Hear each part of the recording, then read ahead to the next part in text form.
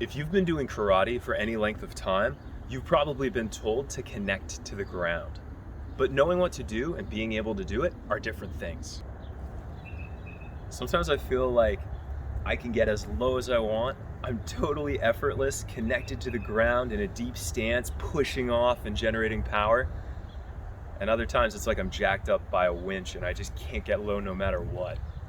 Even worse, it seems like the worst days always come right after my best days. And it's totally frustrating. I've been doing karate and Tang Soo Do for 22 years, and this is still happening to me. Now I think I know why. One of my teacher's teachers says there are eight points of connection from foot to ground. There's the toes, that's 5. The corners here and here on either side, that's 6 and 7. And then the heel, that's 8. So if you had a problem with your foot, that could be the source of the problem of your connection with the ground. But my feet are fine, so what gives?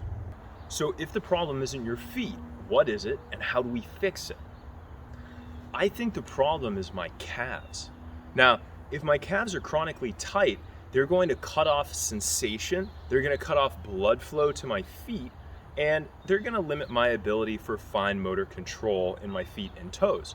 And they could do all that without me even noticing. So what do we do to fix it?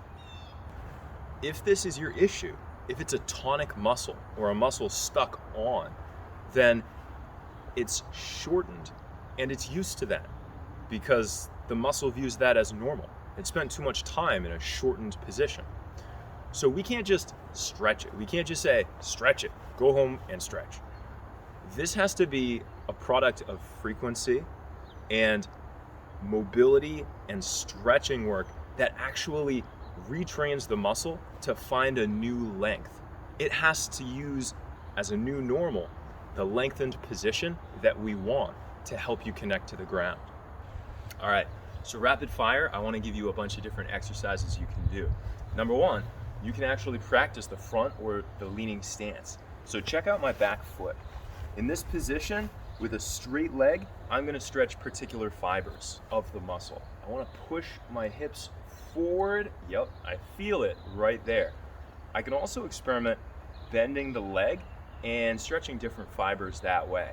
I can explore the mobility by keeping my heel on the ground and working the knee as long as my hips remain forward. You can go into a squat, a low squat position. Check out the position of my heels. If you can't get to this position and stay there easily, then have something in front of you that you can hold on to for stability, and you'll be able to practice sitting down, getting as low as you can, like you're sitting in the world's tiniest chair.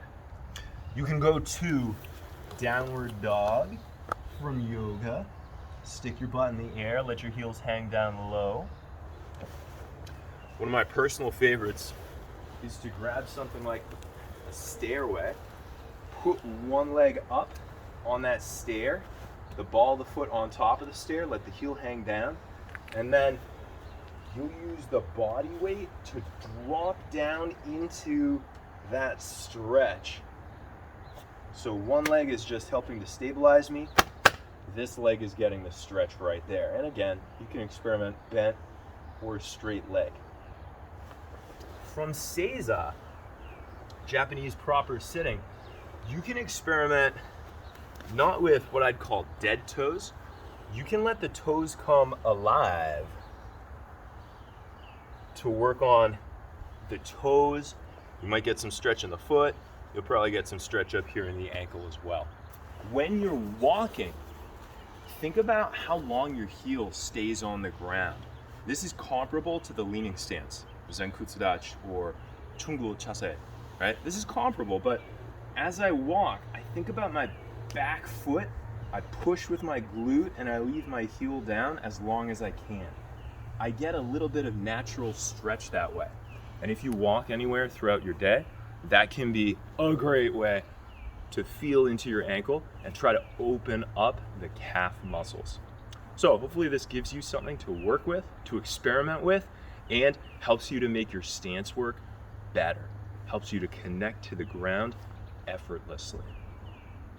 Done.